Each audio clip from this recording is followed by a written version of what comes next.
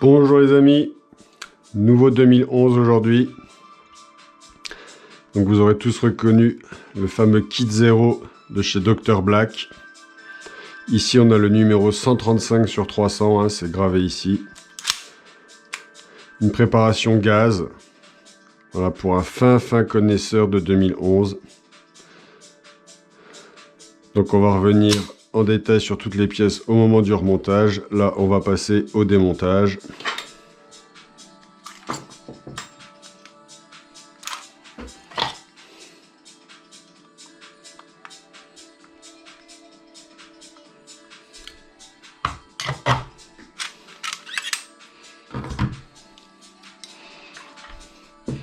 Donc j'ai déjà réglé le hop-up hein, tout à l'heure. Ce capa c'est juste, alors il est prévu pour du tir sur cible. À 35 mètres c'est une tête humaine à tous les coups, hein. Franchement c'est impressionnant. Alors là j'ai trop... Voilà ce qui arrive quand on desserre trop la vis du bloc hop-up, hein.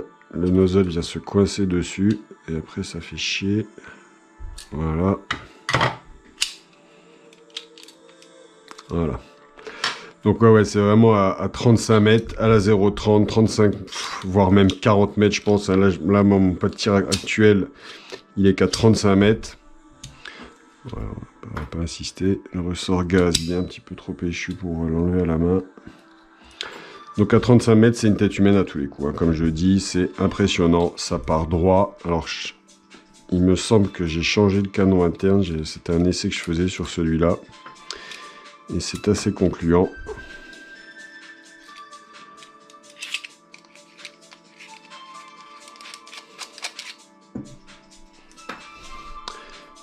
Mais je suis pas sûr, je sais plus ce que j'ai mis comme canon interne dedans.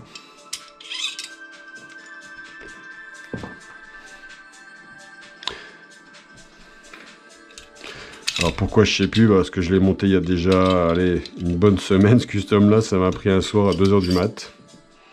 Donc non, c'est un Dr Black 601. Mais on va le laisser parce que le résultat est bluffant, hein. Il y a une joie hop-up, ok. Donc on est sur ma config standard. Je testerai les nouveaux canons internes en 603 inox sur une autre config. Celle-là, elle tourne très bien. Il n'y a aucune raison que je la change. Vraiment bluffé.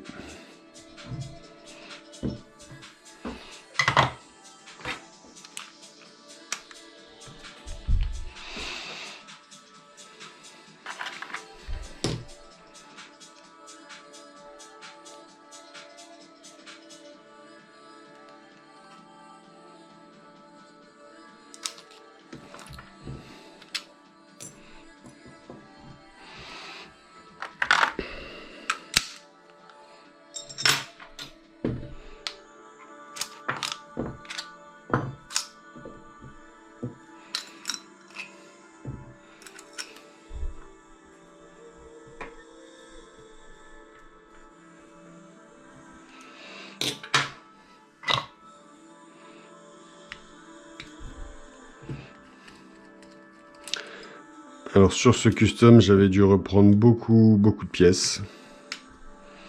J'ai dû reprendre légèrement la culasse. Alors je sais que je dis toujours qu'il ne faut pas la reprendre.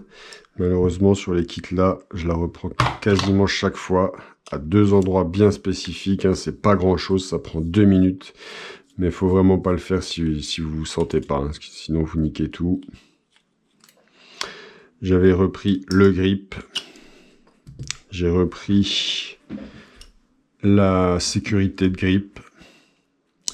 Et je crois que c'est tout. Et j'ai repris la sécurité de pouce et le slide stop. Bon, ça après, ça devient une habitude, hein, le slide stop. Mais voilà, toutes les pièces de contrôle ont dû être reprises. Le grip, la culasse.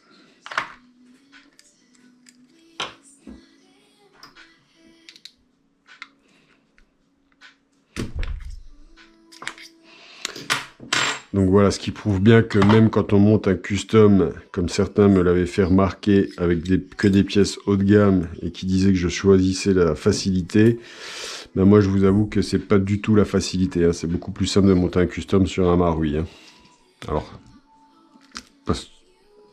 sur quelques Marui, il y a des reprises importantes à faire, mais c'est tout le temps les mêmes.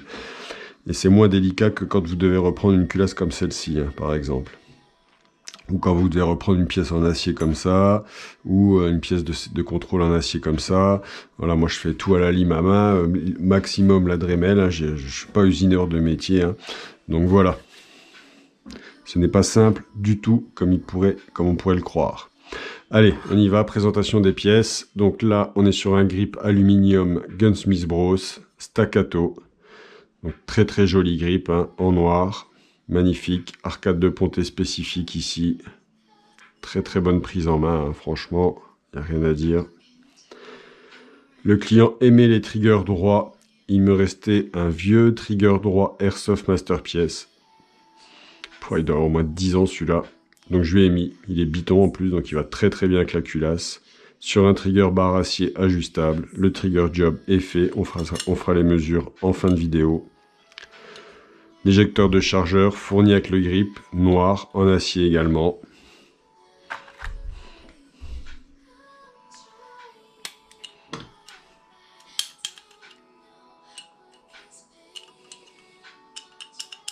Voilà, très bonne action du grip, du trigger, je veux dire, pardon. Il n'y a pas de souci. Donc la frame du kit, hein, le kit 0 de chez Dr Black, frame 5,1 pouces. Gravé ici, numéroté, là on est sur le 135/300. L'électrocardiogramme, donc la marque de fabrique de Dr Black. Ici, je ne sais pas ce que ça veut dire, faudrait que je lui demande. Je suppose que ça veut dire 0 en taïwanais, mais je n'en suis pas sûr du tout. Là on est sur une frame advance, hein, de rail plein.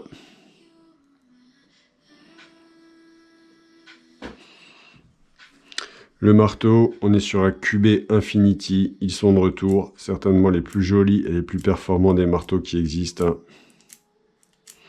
Voilà, en acier, avec le système de percussion acier Dr Black à l'intérieur, verrou de percuteur en inox renforcé, enfin en inox, ressort de verrou de percuteur renforcé.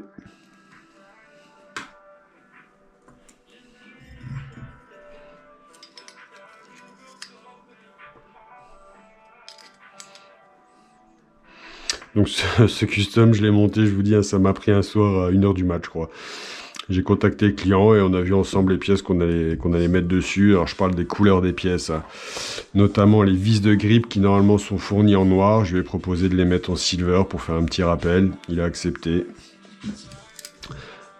Le disconnecteur en inox.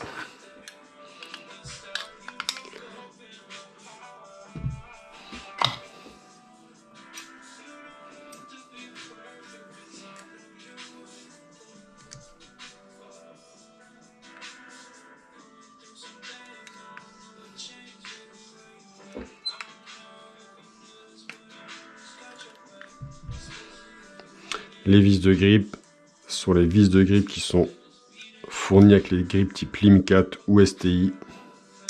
Très très joli.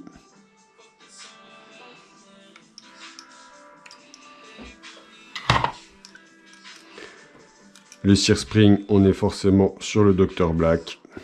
Ceux qui me suivent et qui me connaissent le savent. La sécurité de grip, on est sur une sécurité de grip Silver Airsoft Masterpiece, donc en acier, type SV3, magnifique, toute lisse à l'arrière.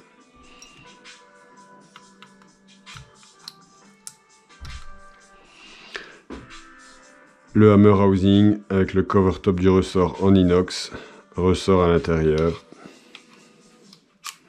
Je rappelle, on est sur une prépa gaz. Spécificité du grip staccato de chez Gunsmith Bros. Ici, ils ont fait la petite bavette du grip alu qui permet de mettre tous les magwells standards. De toute façon, il est fourni avec ce magwell, hein, siglé STI Tactical. On avait tenté un silver et le client a préféré rester sur le noir, hein.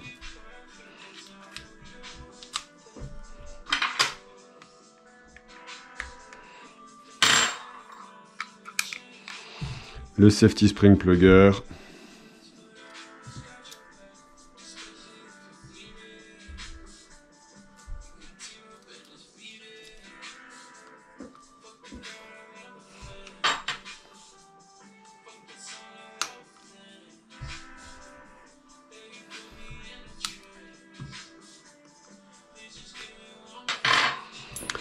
La sécurité de pouce, on est sur un modèle STI, Airsoft Masterpiece, en acier, voilà, qui sont très fins, très profilés, noir mat. Là, vous l'avez compris, hein, on est sur du biton complet.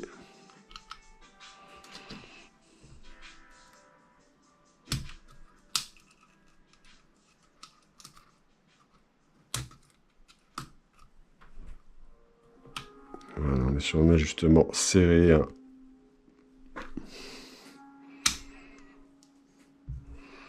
Je reprendrai peut-être encore un petit coup la sécurité de pouce. Quoique là, on est bien, voilà.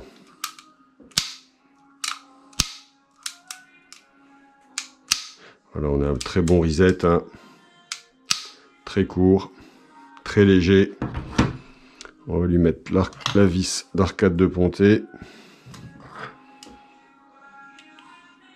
Donc ça, c'est le 3e custom que j'assemble avec le kit 0.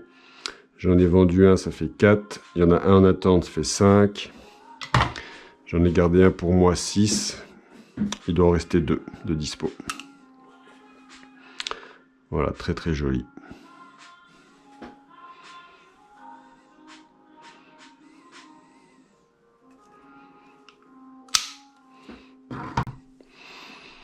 La culasse 5,1 pouces. Mire avant JLP à fibre optique en acier type dragon. Avec le système de fibre optique Perfect Dot. Hein.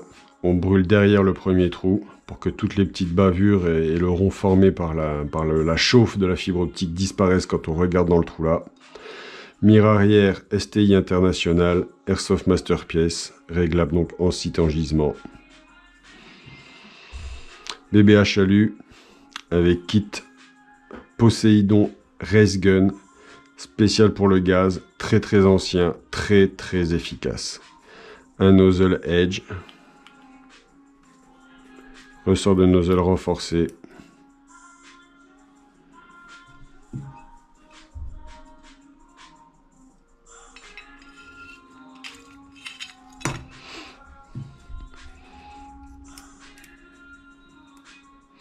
Voilà, les ressorts de nozzle Dr Black sont un peu galères à mettre. J'ai re-rentré des IP qui sont tout aussi efficaces et qui sont moins galères à mettre en place. Bon, voilà, celui-là ayant été mis dès le départ, on va rester sur celui-là. Alors les kits Race Gun Poséidon, hein, ça je les réserve et je les garde vraiment aux grosses préparations gaz que je fais. Il doit m'en rester 2, même pas. Je pense qu'on n'en trouve plus actuellement ça.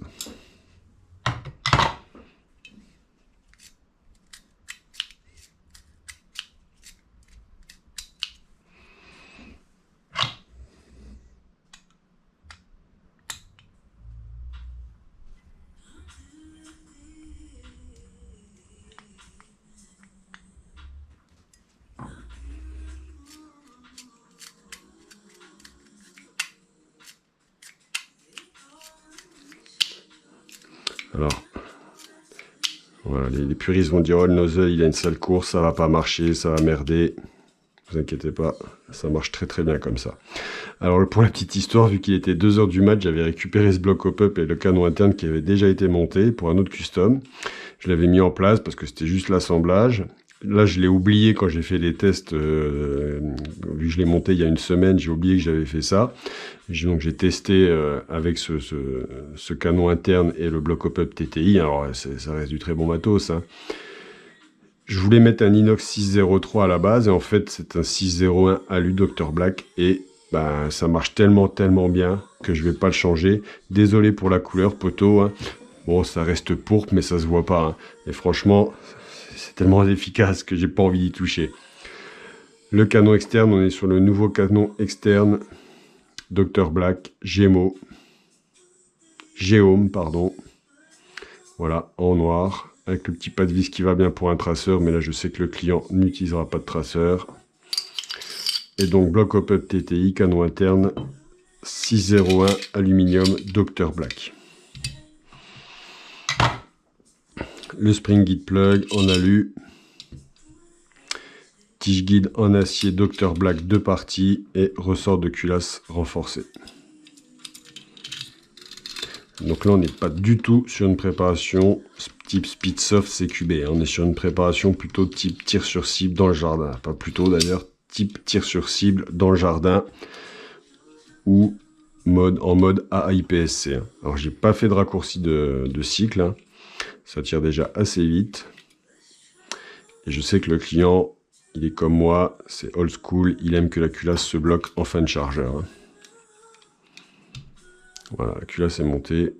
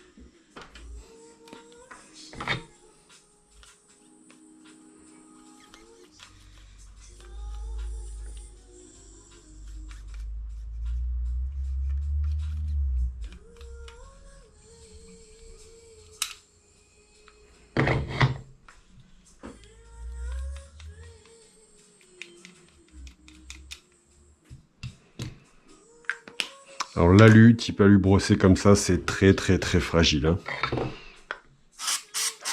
Très sensible aux rayures. Hein. Voilà, ça rentre bien, on est bien. Le slice top, on est sur un STI type Costa Silver.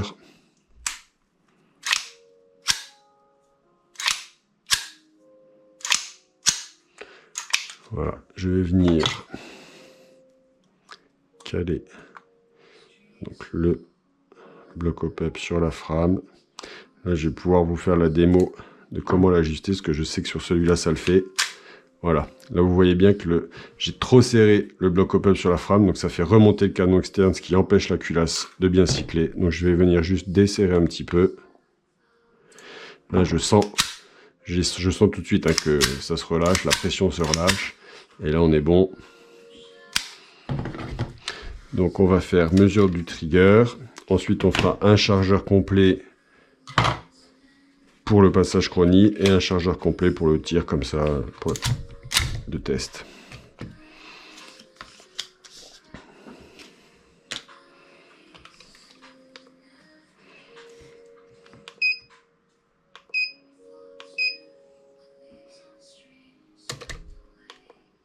Je suis raté.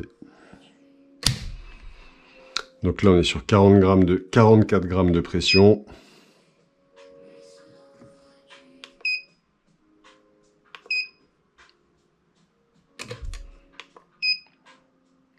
C'est une prépa à gaz, hein, les triggers sont... Ah oui, non mais... Si j'aime pas la culasse, je risque pas de déclencher le trigger. Les triggers sont toujours un petit peu plus durs sur les prépas à gaz. Là, on est à 59 grammes.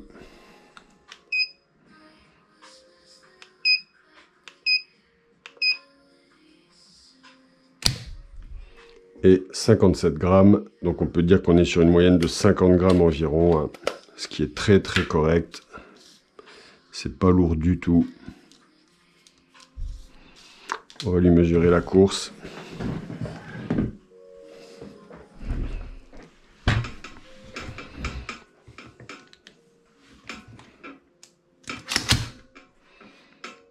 Donc, hop, j'attends le reset.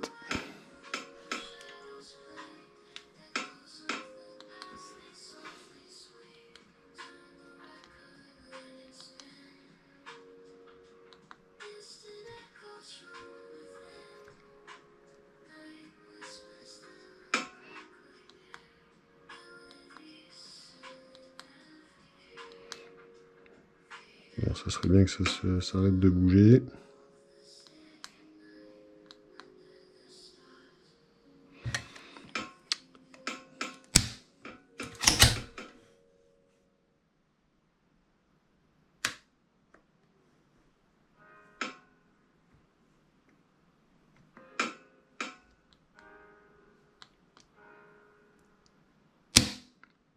« 1,05 ». On est bien. La course est courte.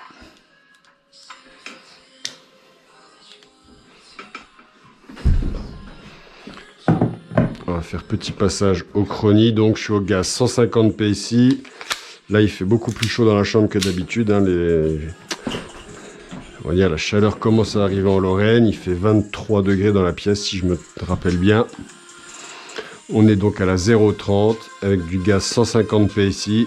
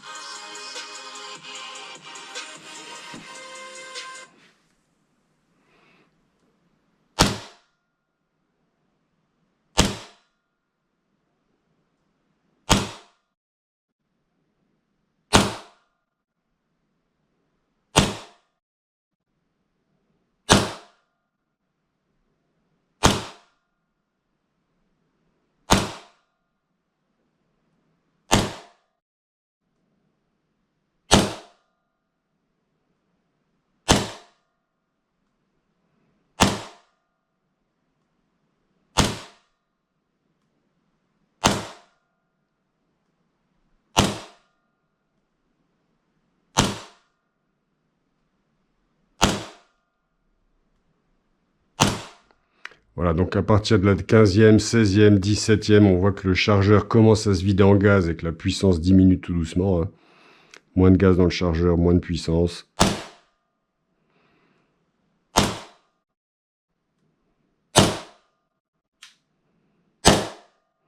Et encore, hein, je trouve que pour une pompe à gaz, ça reste très très stable. Hein. On verra le minimum et le maximum après. Voilà, là ça descend vraiment. Hein. On est passé en dessous du joule.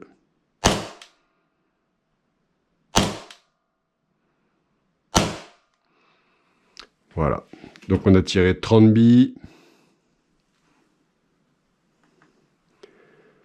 On a un max de 276 fps à la 0,30 et un minimum de 263, donc 13 fps de variation sur 30 billes tirées.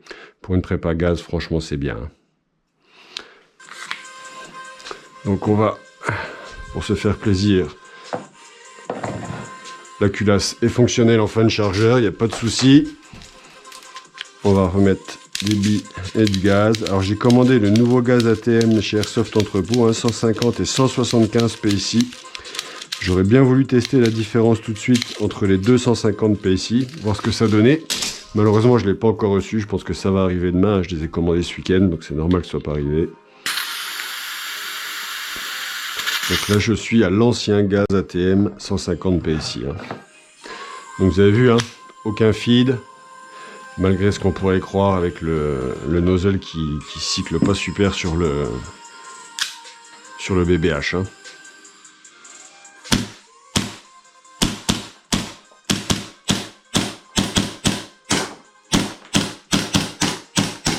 Voilà. C'est pas ça. Je me suis raté ou quoi?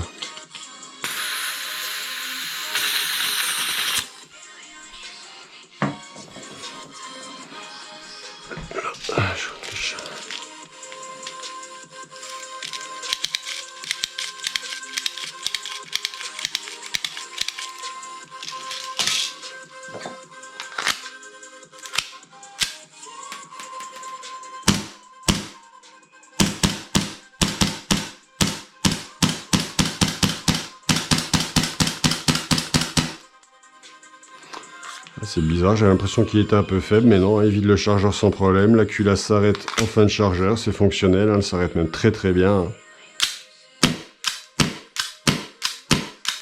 Il y en a encore.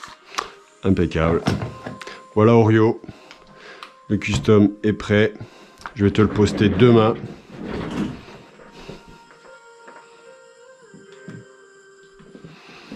Donc on est à, on avait dit 276 fps max et 263 mini. On est à 270 fps à la 0,30 grammes au 150 PSI ATM. Portée pratique. 40 mètres sans souci. Hein. Une tête à 35 mètres sans problème.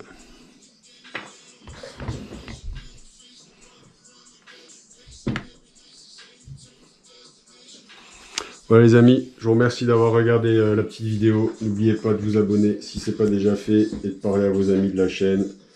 Je vous souhaite une bonne fin de journée et je vous dis à demain pour un autre custom. Ciao ciao les gars.